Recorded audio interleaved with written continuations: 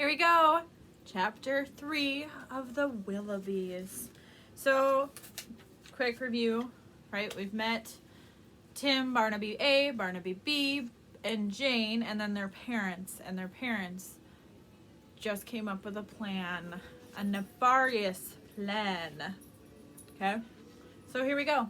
Chapter 3 is called Contemplating Orphanhood. Shouldn't we be orphans? Barnaby B asked. The Willoughby children were seated on the 4 steps, playing a complicated game to which only Tim knew the rules. Why? Asked Barnaby A, moving down a step because the rules said he must if he asked a question. And of course, why was a question. Because, Barnaby B explained, we are like children in an old-fashioned book, and mostly they are orphans? Jane said, and she moved down 2 steps because she had interrupted, which is against the rules, and now she was the lowest of the 4. Worthy and deserving orphans, Barnaby B added. Winsome, too, added Jane.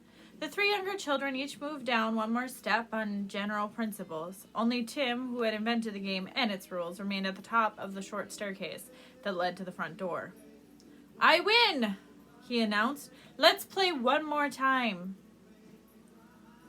They all moved to sit side by side in the middle of the step. The baby we left at the mansion was an orphan, Joan pointed out.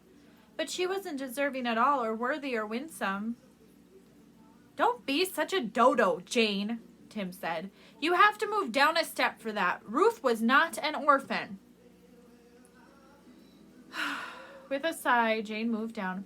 But, she began, she had a mother, Dodo. She had a hideous mother who abandoned her in a basket. A true orphan has a dead father, and then perhaps a mother who dies of cholera in India, like Mary Lennox in the Secret Garden. Oh, yes, said Jane, enthusiastically remembering. Or Pollyanna. Her parents were dead, so she got to take a long train ride all by herself. And Anne of Green Gables, remember? She came straight from the orphan asylum. Those are all girls, though, she added. I wonder if there were any boy orphans. Yes. James, the giant peach fellow, his parents were eaten by a hippo who escaped from the zoo, Barnaby B pointed out. Down 1 step, B, Tim commanded. Why? For not saying hippopotamus. Willoughbys do not use silly nicknames. I think it was a rhino, actually, Barnaby A said, still thinking about James. Oops, sorry, he said when Tim glared at him. I meant rhinoceros. But your full name is Timothy Anthony Macaulay Willoughby, Barnaby B pointed out. Isn't Tim a silly nickname? Tim simply pointed to a lower step.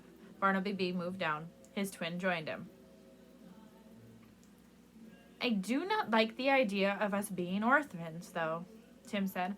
I'll let you come up 1 step for thinking of it, B, and I'll move down or up 1 at the same time. They shifted steps. I suppose we must do away with our parents somehow, Tim said. I'm moving up for having that brilliant thought. He moved to the next to top step. I don't like them very much anyway, said Barnaby B. Mother makes us wear a bilious beige sweater. The sleeves are too long. He held up 1 arm and showed them. I definitely don't like her. Father either. Nor do I, added Barnaby A. Father is neglectful and Mother is a vile cook. Jane? Tim gave his sister a questioning look. Jane shrugged. I'm at the very bottom step, she said sadly. I can't go any lower. We could put you in the coal bin in the basement, Tim pointed out. And we will if you say you're fond of our parents. Jane thought. No, she said. I'm not especially. Good answer, Tim announced. I moved to top step for getting 1 good answer out of Jane. He moved up. I win! Again, you people don't try. May I speak? Barnaby A asked from his low step. Tim nodded permission. A sea voyage sometimes produces orphans, Barnaby A. pointed out. There are often pirates or icebergs. And sea serpents, his twin added, even though I don't entirely believe in sea serpents. I believe in giant squids, Jane said with a shudder. Good point, Tim acknowledged. And piranhas? Are our parents planning a vacation by any chance? I don't know. The three younger children spoke at the same time and were all demoted one step for being monotonous and sounding like echoes, even though the game had ended. And now, Tim announced, going to retrieve his bicycle from under the stoop, I'm going out for a bit to visit the reprehensible travel agency and obtain some brochures.